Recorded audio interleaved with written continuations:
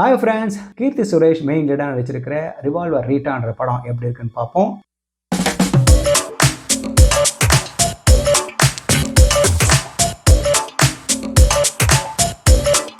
இது ஒரு black comedy thriller. இதோட கதையில டிராகுலா பாண்டியன்ற பேரை கேட்டா பாண்டிச்சேரி நடுங்குற அளவுக்கு இருக்கிறவன் அதே ஊர்ல ரீட்டா தன் அம்மா மற்றும் 2 சிஸ்டர்ஸோட இருக்காங்க. ஒரு நாள் இந்த பாண்டியன் போதையில தெரியாம ரீட்டா வீட்டுக்குள்ள வர ரீட்டாவோட அம்மா தன் பொண்ணுங்களை காப்பாத்துறதுக்கு குக்கர் மூடியால தலையிலே போட அவன் இறந்து போறான். வெளியிலயோ பாண்டியனை போட வந்தவன் வெயிட் பண்றான். பாண்டியனோட பையனும் அப்பாவை தேடிட்டு வரான். இவங்களாலேயோ போலீஸ்க்கும் போக முடியாது. இப்படி இருக்க பிணத்தை மறைக்க இந்த குடும்பம் அடுத்தடுத்து பண்ண வேலைங்களும் அது அவங்கள எங்க கொண்டு போய் விடுதுன்றது தான் இந்த படத்தோட மீதி கதையே. டைரக்டர் சந்திரு ஆம்பளை இல்லாத ஃபேமிலி, அவங்கள சுத்தி 2 கேங்ஸ்டர்ஸ் கூட்டங்க, ஏதோ நடக்குதுன்னு மோப்பம் பிடிச்சிட்டு வர போலீஸ்ன்னு வச்சு அவங்களுக்கு என்ன ஆக போதோன்ற பதப்பதப்பை பில்டப் பண்ணி அப்புறம் இவங்களுக்கு பதிலடியா ரிவால்வர் ரீட்டா கேரக்டரை வெளிப்படுத்தி ஒரு பிளாக் காமெடியா கலக்கலான்னு முடிவு பண்ணி தான் எடுத்திருக்காரு. அதுபடி வந்திருந்தா நல்லா தான் இருந்திருக்கும். என்ன சொல்றது, ரொம்பவே இழுத்துட்டாங்க. ஆனா இந்த எதிர்பார்ப்புக்கு தீனி போடுற மாதிரி அப்பப்போ சில விஷயங்கள் எட்டி பார்க்க வச்சிருக்காரு. அது கீர்த்தி சுரேஷ் ராதிகா காம்பினேஷனும்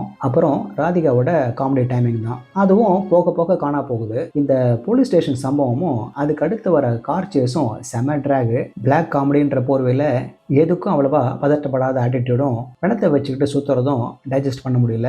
அதனால நமக்கும் அந்த குடும்பத்து மேல எந்த பரிதாபமும் ஏற்படல. அதுக்கு மேல கதையை தள்ளணும்னு ஒவ்வொரு சீனுக்கும் புது புது கேரக்டர்லயும் இறக்கியிருக்காங்க. ரீட்டாவை சரியான பேடியா காமிக்கிறதெல்லாம் பேப்பர்ல தான் இருக்கு. இதை ரீட்டாவை வார்த்தைகளால விவரிச்சாதான் நமக்கு தெரிய வருது. சில சிச்சுவேஷன்ஸ்ல ரீட்டா பேசி தப்பிச்சு வரதெல்லாம் மேலோட்டமா பாக்குறதுக்கு நல்லா இருக்கு. ஆனா ஐடியா எல்லாம் செல்லியா இருக்கு. இந்த கேங்ஸ்டர்களும் மொத்தமா வராம வசதியா ஒவ்வொருத்தரா வந்து மாட்டிக்கிறாங்க.